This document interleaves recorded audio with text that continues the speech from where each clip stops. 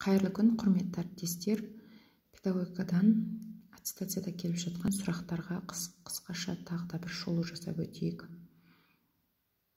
Оқу пирамидасына сәйкес оқушылардың алған ақпаратты есте сақтау үшін ең тиімдісі өзгелерді оқыту.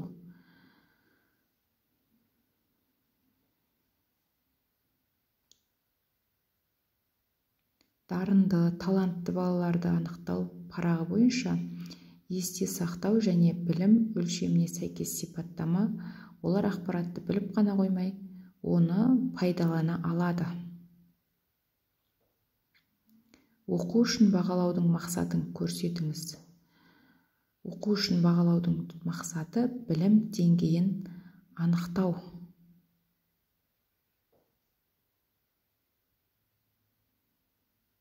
Сабақта оқушылардың белсенділігін арттыру үшін мұғалім не істеу керек дейді?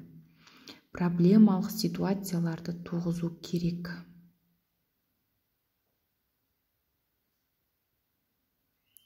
Оқу бағдарламасының белгілі бір тақырыбы немесе тарауы бойынша өтетін сабақтар, оқыту, тәрбиелік үрдісі, білім беру, дамыту және тәрбие беру қызметтерін іске асырудың қолайлы жолдары тақырыптық жоспарлауды анықтайды екенбіз.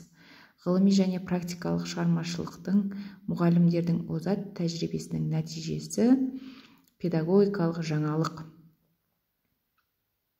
Шығармашылықпен шатастырмаймыз.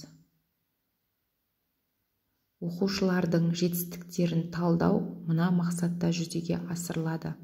Оқушылардың әрекетін тиянақтау және оқу процесін басқару үшін.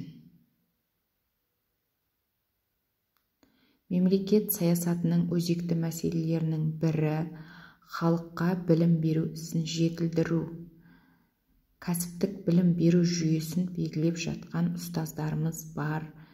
Осыны жақсылап есімізге сақтап алайық. Мұғалімдерге ағымдағы сабақты талдауға және қадағалауға негіз болатын педагогикалық іскерлік, әрбір шәкірттің жауабын зейін қойып тыңдау.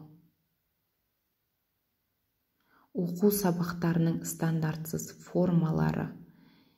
Біздің күнделікті өтіп жүрген сабағымыздың стандартына сәйкес келмейтіндері сабақ конференция, панорама сабақ, интеграцияланған сабақ. Құрметті әріптес, ақпарат пайдалы болса, каналға тіркеліп лайк басып кетіңіздер.